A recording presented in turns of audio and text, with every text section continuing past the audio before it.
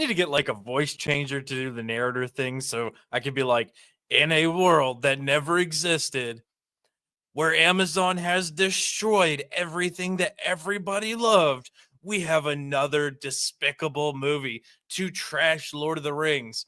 Yep, that's right. Lord of the Rings, War of the Rohirrim is supposed to come out, I believe, this Friday on the 13th. Wait, Friday the 13th? Did they really do that? Yes, they did. On Friday the 13th, we get the Lord of the Rings, War of the Rohirrim, and it's already looking pretty bad. Even the critics aren't a fan of what Amazon is doing here. Not only have we got the terrible news that we're already getting a Rings of Power third season, we've got this atrocity of a movie with characters that were barely named because they didn't matter to the story, being pushed to the front because it's going to be a strong independent woman who don't need no man. That's right, people. We've got a 2 hour and 10-minute movie of Lord of the Rings, animated nonetheless, that is giving us characters that didn't matter, that never actually existed, and never did the things that Amazon's telling us they did. Kind of just like the Rings of Power. But because it's a female protagonist, it's going to be produced. And I took a look into the people actually working on this, and none of them have done anything that's actually been good. Some of them have quite literally gone from extras on movie and television shows to now directing and writing this thing. But I do have the Rotten Tomatoes here. We can take a look at what the critics are saying about this because, well, it's pretty much what you'd expect. The bootlickers for the modern DEI are absolutely licking the boot and begging for more. But here we go with some of the critiques of this. And I'm actually surprised these are up because I know I'm not the only one. A lot of people have done videos that had their reviews of the Rings of Power deleted off Amazon because Amazon can't handle any negative criticism of them. It has to be perfect.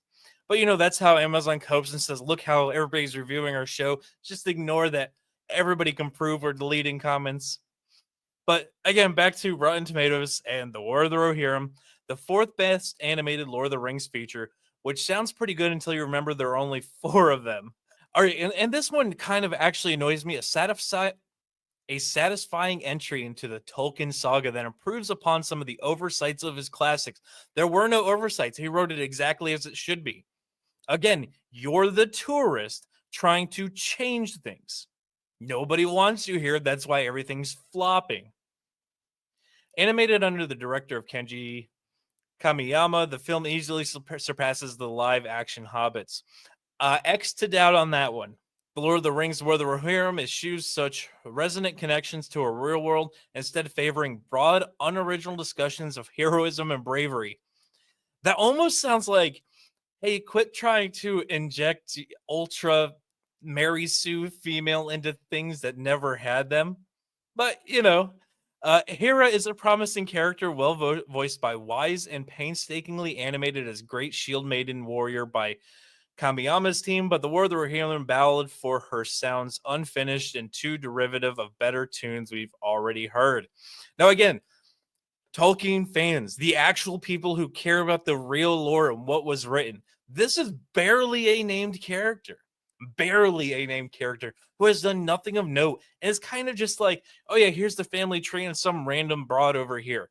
It's not like she's a character that has books and actually does things. It's literally a nobody. And they're just trying to milk the Lord of the Ring franchise for any shekels that they can get. And we do see that in the trailers where they try and make her seem like that moment in the Return of the King where Eowyn does the I am no man type deal. They're trying to do that, but they're trying to make entire movies out of it with other characters because, again, this what they have access to isn't the original stuff.